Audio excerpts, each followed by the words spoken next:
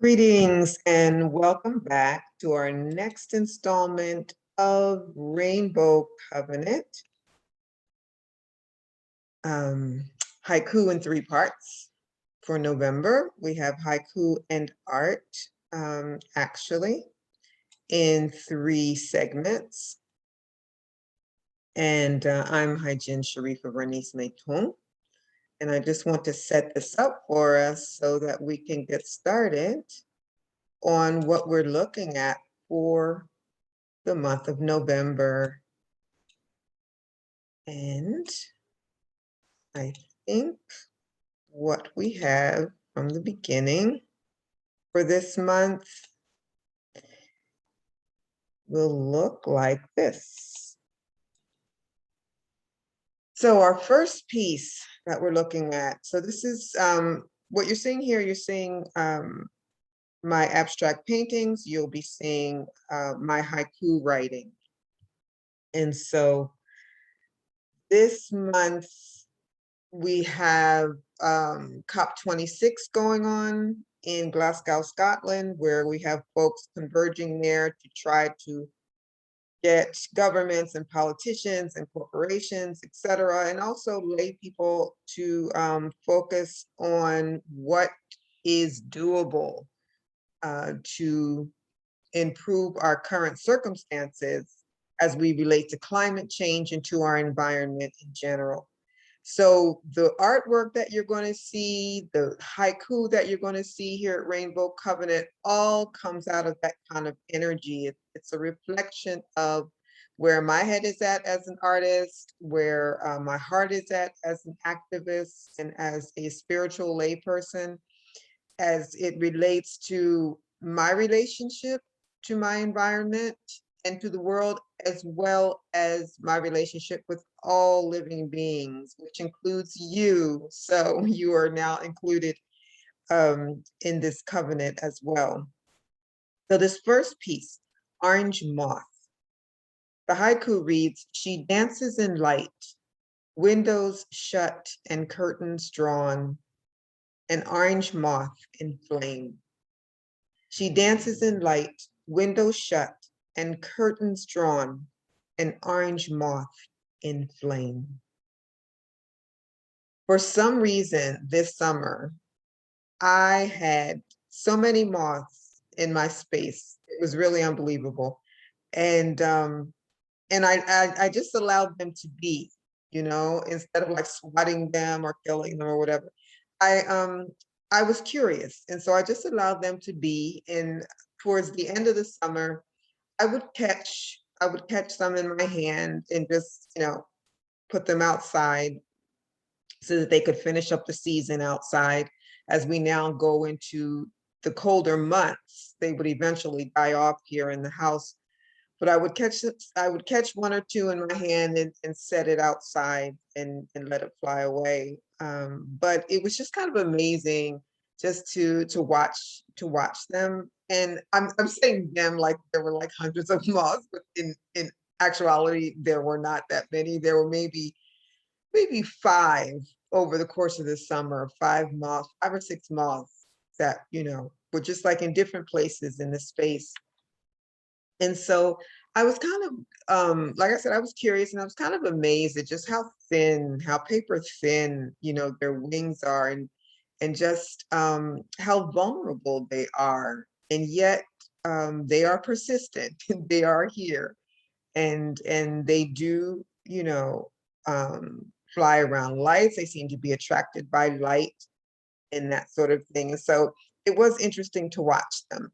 And in this case, this section of the painting here, which is an acrylic painting on canvas, there was this orange streak right here that reminded me, it put me in mind of those moths. And so I just allowed that whole energy to permeate the painting in that way and gave it that name, Orange Moth.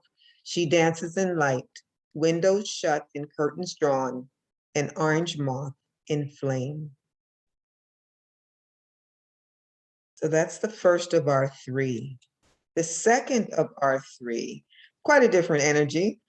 This is pastel chalk on prime paper, along with a bit of acrylic thrown paint in there as well.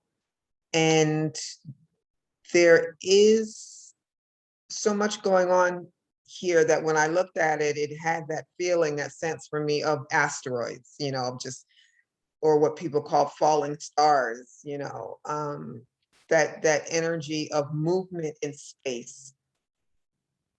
Asteroids, combustible light rushing inward towards the sun. We are burning stars. Combustible light rushing inward towards the sun. We are burning stars. The element of the sun here that's kind of arising with this yellow, but there's also like this overarching line here that made me think about the sun, the way we perceive the sun in the sky, but also this made me think of like a woman, if she were laying on her back, a pregnant woman, and this being her pregnant belly here, and but moving up into her breasts, and then the neck, the head would be out here. But just this energy of life, and of life energy rushing towards that central space, the womb, the sun. It was kind of all of that. And then having down here, of course, this yin yang, this sense of duality, also life, death, was also present. Combustible life rushing inward towards the sun. We are burning stars.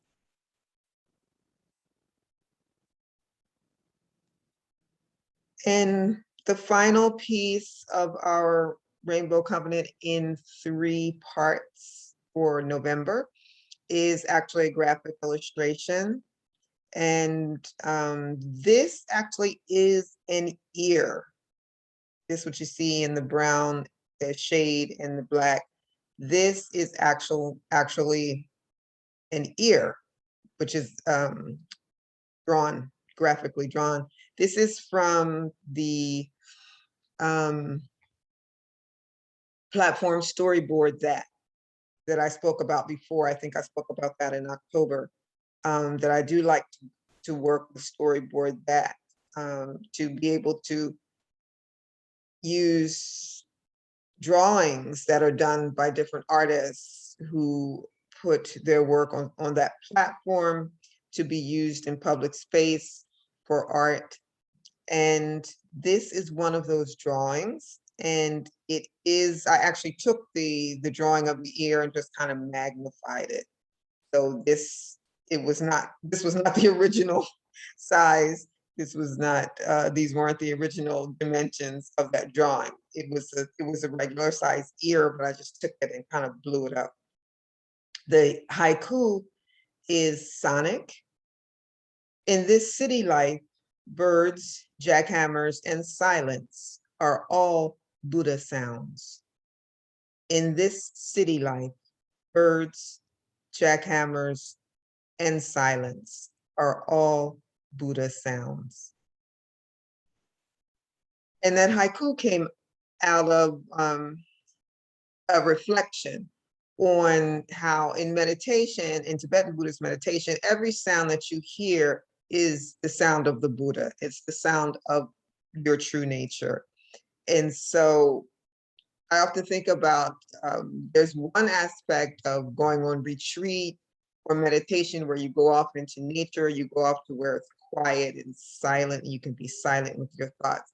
There's another aspect that is like every step you take is a step of meditation. Every step you make, when you walk, when you sit, when you think, when you're washing dishes, when you're vacuuming the carpet, everything that you're doing, when you focus your mind on doing that thing, is an act of meditation.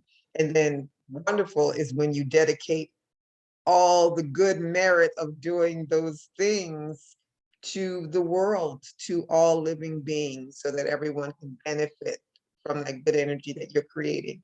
Within that, is the sentiment of this haiku sonnet. In this city life, birds, jackhammers, and silence are all Buddha sounds. I find, as a lay person within this practicing spirituality within the city, that I get to experience it all.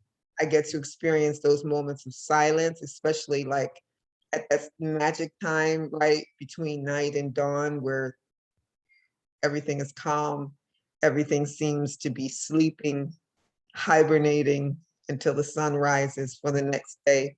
The silence is to be found there. We also have the birds here, that sing, that are present. And then you have the sounds of what humans are doing. The jackhammers, tearing up the streets, building things, talking on the telephone. But everything together is a Buddha sound, is a reflection of our nature, our most pure nature. It's who we are, it's what we do. We live. As long as we're here, we live. We are among the living. So I dedicate the merit of all three of these pieces, whatever joy it may bring you. They certainly have brought me joy to bring them to you. And I dedicate that joy and that merit to all living things, to our environment, to nature, to the healing of our climate situation, to the healing of our relationships with one another, even the relationship with ourselves and our own creativity. So please go forward for the next month, create some wonderful pieces yourself. Feel free to drop a haiku in the comments if you like. If you have something you want to share, if you have a picture of your artwork that you want to share, drop it in the comment section. And then like and subscribe. And I will be back again in December with the next 3 offerings for Rainbow Covenant. Thank you and be well.